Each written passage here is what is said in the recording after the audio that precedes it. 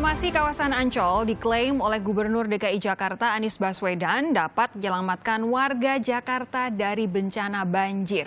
Namun pegiat lingkungan berpendapat reklamasi ini tidak ada kaitannya dengan upaya penyelamatan Jakarta dari bencana banjir.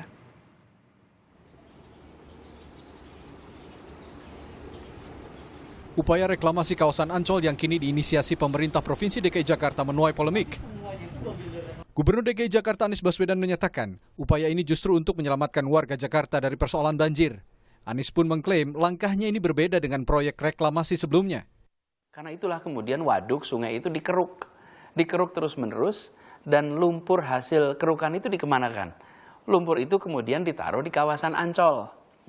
Dan proses ini sudah berlangsung cukup panjang, bahkan menghasilkan lumpur yang amat banyak, 3,4 juta meter kubik.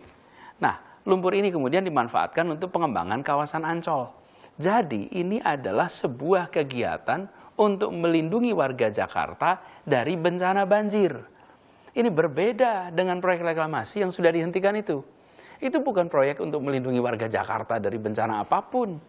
Di sana ada pihak swasta berencana membuat kawasan komersial, membutuhkan lahan, lalu membuat daratan, membuat reklamasi.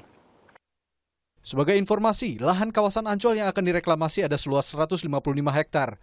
35 hektar lahan milik Dunia Fantasi dan 120 hektar lahan milik Taman Impian Jaya Ancol. Lahan ini nantinya akan dimanfaatkan untuk pengembangan kawasan wisata baru, seperti Museum Sejarah Peradaban Islam dan ruang bermain anak. Sedangkan status lahan reklamasi ini merupakan Pulau L yang izinnya diberikan kepada pihak Ancol pada 21 September 2012. Namun langkah Gubernur DKI Jakarta Anies Baswedan ini mendapat kritikan pegiat lingkungan. Wahana Lingkungan Hidup Walhi Jakarta menilai hal ini akan menambah beban pemulihan kondisi lingkungan di Teluk Jakarta dan tidak ada kaitannya reklamasi dengan penanganan banjir Jakarta. Pemprov DKI Jakarta, Gubernur DKI Jakarta mengambil pilihan memberikan izin perluasan kepada Ancol dan Dufan yang artinya adalah menambah beban lingkungan hidup.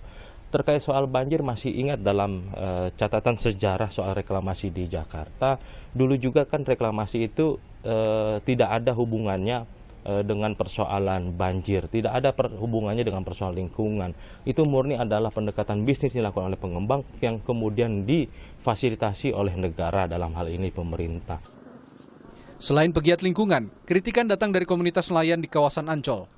Menurut mereka, upaya reklamasi Ancol adalah sinyal untuk mematikan perekonomian masyarakat nelayan di Teluk Jakarta. Tim Liputan, Kompas TV, Jakarta.